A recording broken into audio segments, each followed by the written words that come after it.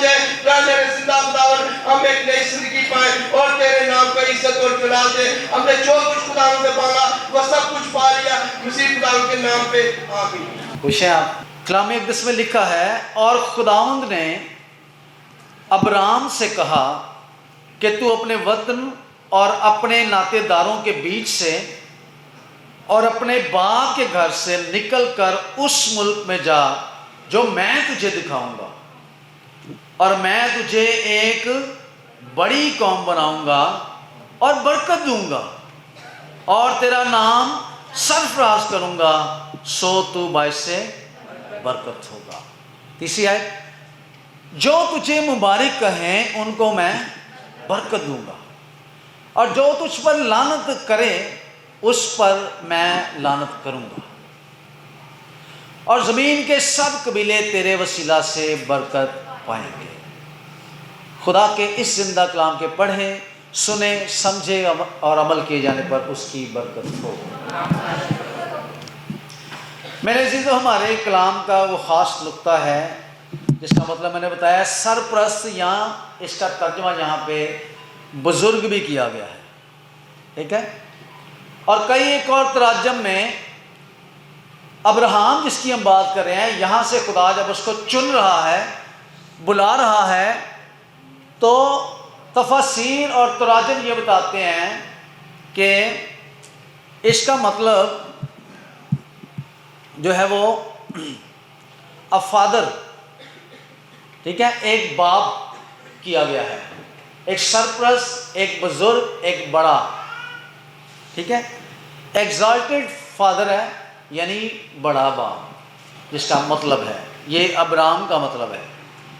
आगे एक और वाला देखिएगा, 17वां बाप है। खुदा दोबारा अब्राहम से बात कर रहा है कि देख मेरा अहद तेरे साथ है और तू बहुत कौमों का बाप होगा। पहले वाला जो नाम हमने लिया अब्राहम, उसका मतलब था बाप। यहाँ पे जो लफ्ज़ है वो है अब्राहम, आगे जो खुदा उसको कहने लगा है, और तेरा नाम फिर से अब्राहम नहीं कहलाएगा बल्कि तेरा नाम अब्राहम होगा, क्योंकि मैंने तुझे बहुत कौमों का बाप ठहराया है। आमीन। पहला नाम जो अब्राहम का था, जहाँ से वो निकला, ठीक है, मेसोपोटामिया इलाका है, जो एक निगलेक्टेड सा इलाका था, और जब बाबल का बुर्ज बनाने से लोग तितर बितर हो गए, डिस्टर्ब हो गए, तो मुख्तलिफ खित्तों में जा बसे। तो अब्राहम का घराना मेसोपोटामिया के इलाके में, जो बड़ा ही बुत परस्त इलाका था, वहाँ पर जाके उसने रहना शुरू कर दिया। वहाँ से खुदा उसको कहता है कम आउट फ्रॉम देयर, वहाँ से निकला, क्योंकि मैं तुझे एक बड़ी कौम बनाऊंगा। तो वहाँ से निकलने के बाद खुदा उसको एक नाम बख्शता है, उसका पहला नाम अब्राहम, और उसके साथ उसको खुदा जो नाम बख्शता है वो है अब्राहम, ठीक है। इस नाम को बढ़ा कर दिया। बाइबल मुकद्दस में खुदा ने बहुत सारे लोगों के नाम तब्दील किए हैं, ठीक है। और जो पहला नाम किसी शख्स का होता था, जब खुदा उसको अपना नाम देता है तो खुदा उसका नाम बड़ा और सरफराज कर देता है। अब्राहम को खुदा कहता है कि अब तू कौमों का बाप होगा, बड़ा बाप होगा। इसके मतलब हो सकते हैं अब्राहम फादर ऑफ मल्टीट्यूड, या मल्टीट्यूड और चीफ ऑफ मल्टीट्यूड, ऐसा बाप या ऐसा सरदार जो बहुत सारे लोगों का सरदार होगा। एक और मतलब है फ्रेंड ऑफ गॉड, खुदा का दोस्त, खुदा के साथ चलने वाला, खुदा के साथ दोस्ती रखने वाला, और है फाउंडर ऑफ हिब्रू नेशन, इब्रानियों का या यहूदियों का या इस्राएलियों का फाउंडर, बानी। ये सारे मतलब अब्राहम के हैं। गॉड्स इलेक्टिव कॉवेनेंट, ऐसा शख्स जो खुदा के अहद के लिए अलहदा कर लिया हो, खुदा ने जिसको चुन लिया हो, जिसको पॉइंट कर लिया हो। इसलिए इस हवाले में भी हमने देखा है कि खुदा ने कहा मेरा तेरे साथ ये अहद होगा कि तू बहुत सी कौमों का क्या होगा। इसको एक लफ्ज़ में जद्दे अमजद भी कहते हैं, इसको इस्लाफुद्दीन भी कहते हैं, इसको इस्राएल का रहनुमा या रहबर भी कहते हैं। ये खुदा का बंदा अब्राहम जो खुदा का दोस्त है, यहाँ से खुदा ایک قوم برپا کرتا ہے، اور اس کی قوم میں سے ابھی ہم نے گیت میں سے کہا تھا بادشاہ، نبی، قاضی، کاہن، بہت سارے جو ہے وہ لوگ جو ہے وہ جنم لیتے ہیں۔ اس کی حالت پہ ذرا غور کریں گے، یہ کیسے بڑا بن گیا۔ لٹرلی فزیکلی بات نہیں ہے، بہت سارے شواہد ایسے ہیں کہ ابراہیم کے پاس پہلے بھی بھیڑ بکریاں اور نوکر چاکر تھے جب خدا نے اس کو چنا، لیکن خدا نے ان کو ملٹی پلائی کیا، برکت دیا، اور وہ اتنے بڑھ گئے کہ ان کو بعد میں ڈیوائیڈ کرنا پڑا۔ ایک بات، لیکن نقطہ کی بات یہ ہے کہ جب خدا اس کو کہہ رہا ہے تو بہت ساری قوموں کا باپ ہوگا، تو دیٹ ٹائم اس وقت میں وہ ایک بھی بچے کا باپ نہیں تھا۔ ایسے ہی بھی آپ جانتے ہیں 75 برس کا تھا جب خدا نے اس کو بعد میں باپ میں ملایا، 75 ایئرز اولڈ۔ کوئی بیٹھا ہے ادھر میل میں سے؟ میرے ابو بیٹھے ہیں، اور کوئی اگر بیٹھا ہے تو 75 برس کا ہوا، اور خدا اس کو اس بانجھ چائلڈ لیس مین کو، بانجھ شخص کو جو اولاد پیدا نہیں کرتا، اس کے ساتھ عہد کرتا ہے، اور عہد یہ کرتا ہے کہ تو کوئی 1-2 بچوں کا باپ نہیں بلکہ قوموں کا باپ ہوگا۔ امیجن کریں کوئی شخص چائلڈ لیس ہے، یہاں پہ 1-2 کپل بیٹھے ہیں، ارمون بھائی، اور سوری میں آپ کو ڈسارڈ نہیں کر رہا، شمن بھائی ایسے ہی۔ دیکھیے خدا اس شخص کو جو بانجھ ہے اس کے ساتھ عہد کر رہا ہے۔ اس وقت اس کے پاس بھی کوئی امید نہیں تھی، بلکہ وہ امید کا دامن چھوڑ بیٹھا تھا۔ 75 برس، آپ کی عمر شاید ابھی 30 بھی نہ ہوئی ہو، لیکن 75 ایئرز اولڈ جب وہ تھا تو خدا اس کو یہ کہتا ہے، فرماتا ہے کہ میں تجھے قوموں کا باپ بناؤں گا۔ اور ہم سب جانتے ہیں کہ کس قدر معجزانہ طریقے سے اپنی قدرت کے ساتھ، کیونکہ خدا نے اس کو کہا تھا کہ تو میرے حضور میں چل تو میں تجھے بڑھاؤں گا، کیونکہ میں خدائے قادر ہوں۔ قدرت کا باپ، اسی قدرت کا باپ جس نے کائنات کو تخلیق کیا تھا، ہم نے کریشن میں دیکھا تھا۔ اگر وہ ایک ایسے آدم کو مٹی سے جس کا کوئی وجود نہیں، جو ذروں میں چھپا ہوا تھا، ڈسٹ تھا، اگر اس کو وجود دے سکتا ہے، اس کو اپنا بیٹا بنا سکتا ہے، اس کو مخلوق بنا سکتا ہے، تو کیا ابراہیم کے اس مردہ بدن میں سے کوئی اولاد پیدا نہیں کر سکتا؟ کیا وہ نیس میں سے ہیست پیدا کر سکتا ہے؟ اور کیا ایک زندہ ابراہیم میں سے کوئی اولاد پیدا نہیں کر سکتا؟ یقیناً کر سکتا ہے۔ خدا کا یہ منصوبہ ہے، وہ پلان ہے جو وہ ابراہیم کے ساتھ شیئر کرتا ہے۔ خدا کسی اور شخص کو چن سکتا ہے جس کے 12 بیٹے اور اس کو کہو کہ جا تو قوموں کا باپ ہوگا، جس کے 10 بیٹے ہوں، ٹھیک ہے، لیکن خدا نے ایک ایسے شخص کو چنا اور یہ ظاہر کیا، اس کی قدرت آشکارا ہوئی، اور اس نے یہ ظاہر کیا کہ وہ بے وجودوں کو یا بے اولادوں کو بھی جو ہے برکت دے سکتا ہے، اور اتنی برکت دے سکتا ہے کہ خدا نے ایک اگلے واقعے میں کہا کہ تو اپنے خیمہ سے باہر نکل۔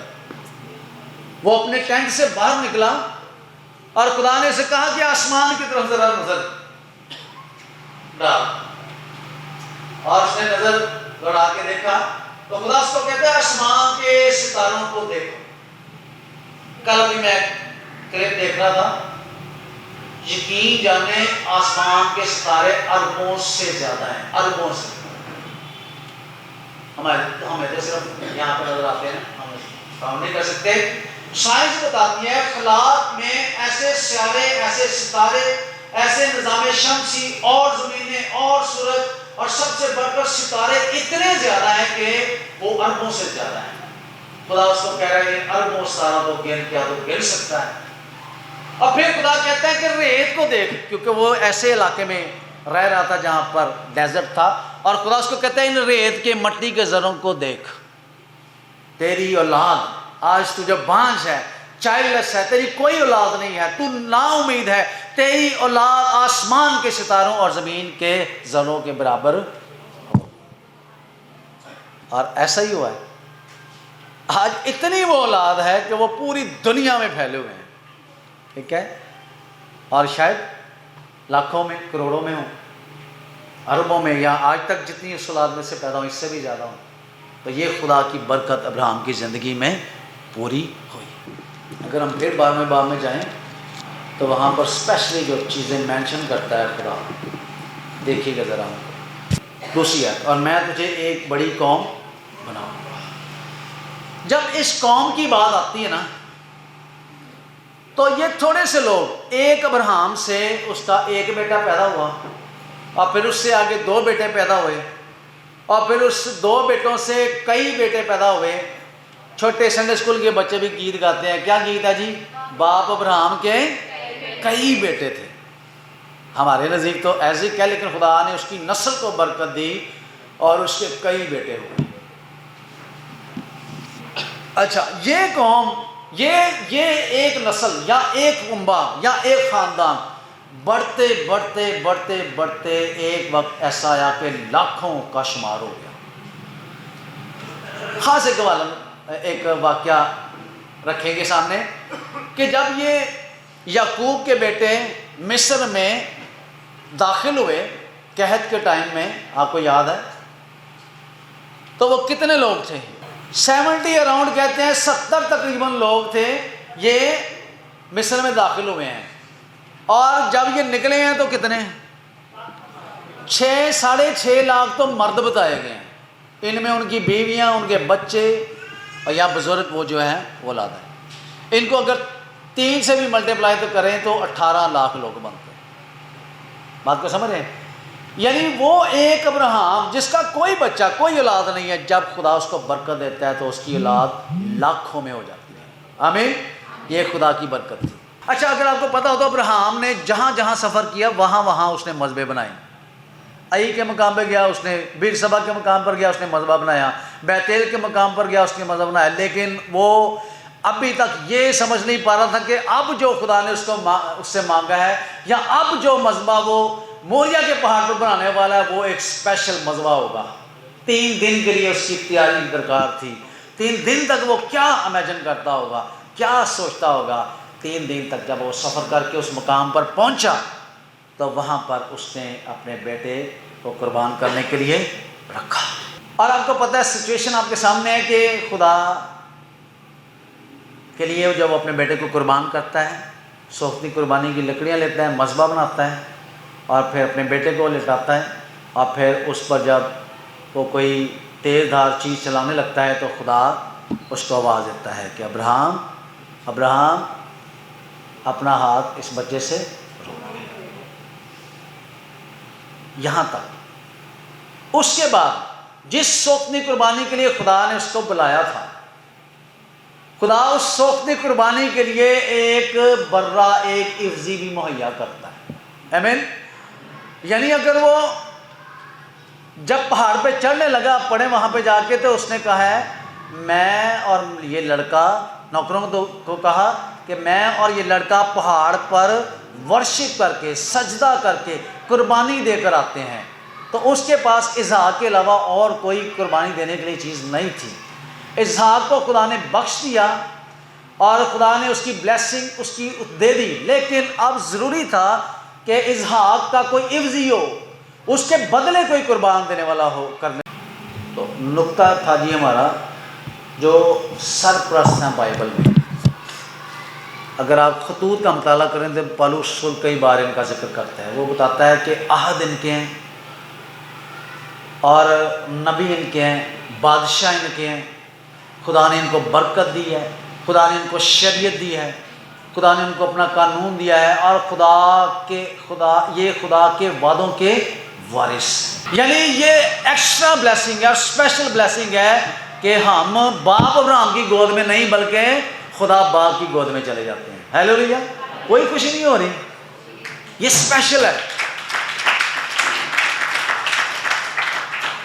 کانسیپٹ یہ تھا کہ وہ نیچے کو جاتے، لیکن ہمارا نجات دہندہ جس کی پیروی ہم کرتے ہیں، جس کو ہم قبول کرتے ہیں، وہ نیچے سے اوپر آسمانوں تک چلا گیا، اور اب ہماری رسائی اس نے آسمانوں تک کرا دی، اور ہم باپ کی گود میں پہنچائے جائیں گے۔